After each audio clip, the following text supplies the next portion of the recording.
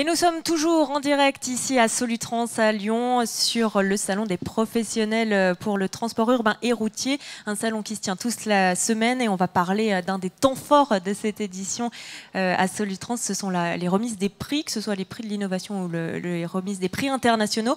Avec moi pour en parler, Patrick Cholton, vous êtes le président de ce salon. Bonsoir. Bonsoir. Et puis Bernard Guinet, vous êtes membre associé à la CCI de Lyon. Bonsoir. Bonsoir Hélène. Alors on va commencer par vous, si vous me permettez, Président, avec vous, Monsieur Guinet. Ces prix de l'innovation, expliquez-nous, qu'est-ce qui récompensait ces prix? Qui était récompensé? Alors, il y a en fait deux catégories de récompenses. Une catégorie destinée aux carrossiers constructeurs et une catégorie équipementier.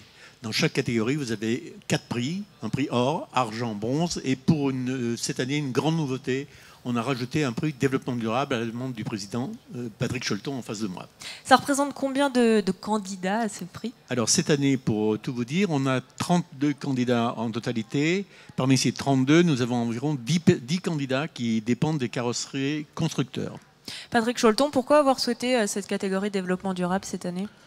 Pour la bonne et simple raison, c'est que depuis plusieurs éditions, on avait des dossiers qui correspondaient justement au développement durable et on n'avait pas de grand prix pouvant les récompenser. Donc, quoi de mieux que de faire un grand prix développement durable, justement, et puis pour les mettre en valeur. Comment se fait le choix? Je suppose que c'est très compliqué. Sur quels critères on choisit les lauréats? Alors, on a bien sûr un choix multicritères, mais surtout, je veux insister sur le choix, disons, fait par des professionnels du métier. Et pour vous clarifier un peu les choses, tout le jury est composé de 13 personnes qui sont des membres éminents de DAF, Iveco, Mercedes-Benz, Nissan, Renault, Scania, Volvo et j'en passe. Donc vraiment des professionnels. Donc on a une première sélection des dossiers par Internet. Ensuite, une réunion à Paris à la FFC, à la Fédération Française de Carrosserie, pour établir un pré-diagnostic, si vous voulez. Puis ensuite, à la première journée du salon, on se réunit sur le salon. Mais là, on visite tout le monde, y compris les nominés et les non-nominés, de façon à pouvoir respecter les gens qui ont quand même payé de leur personne pour déposer des projets. Qu'est-ce qui a fait la différence alors cette année, voilà, sur les catégories or, par exemple? Comment s'est fait Alors, la grande différence cette année, c'est surtout la grande différence est faite sur le prix développement durable. Et nous avons découvert à cette occasion-là 2 sociétés vraiment avec des projets extraordinaires.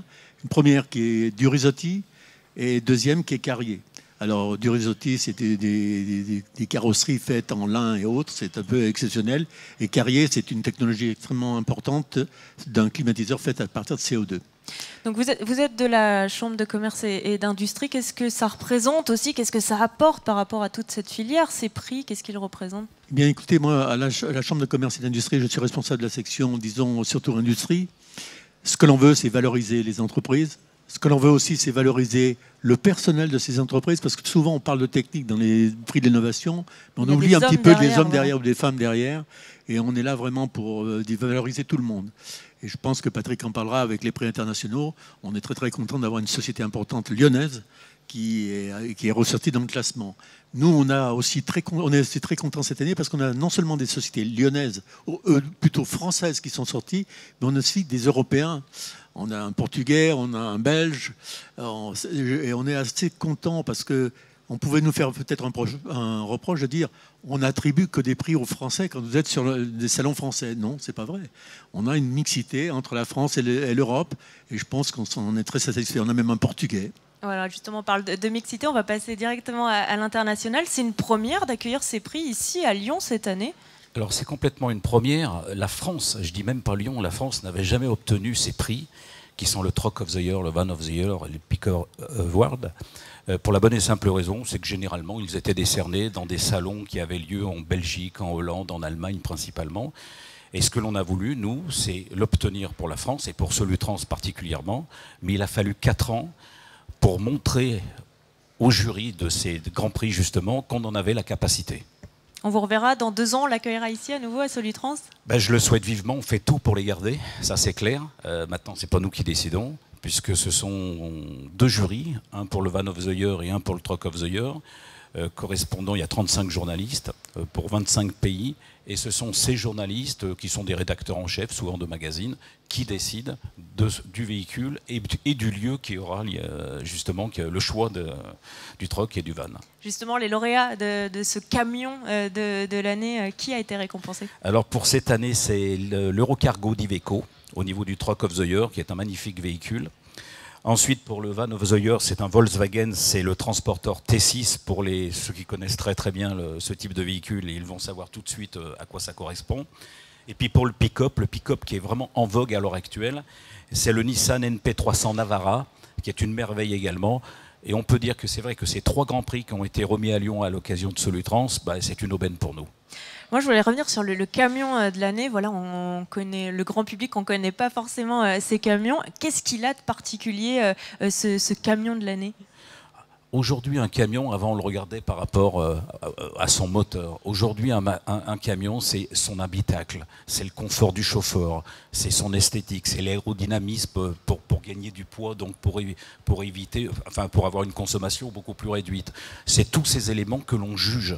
Il faut qu'ils soient sortis dans l'année également. Donc ce sont des éléments qui deviennent de plus en plus importants. Je le répète, je le redis, le camion est le laboratoire de l'automobile. On monte aujourd'hui dans un camion, dans un Trox, quel qu'il soit, quelle que soit la marque, on monte un petit peu dans un Airbus.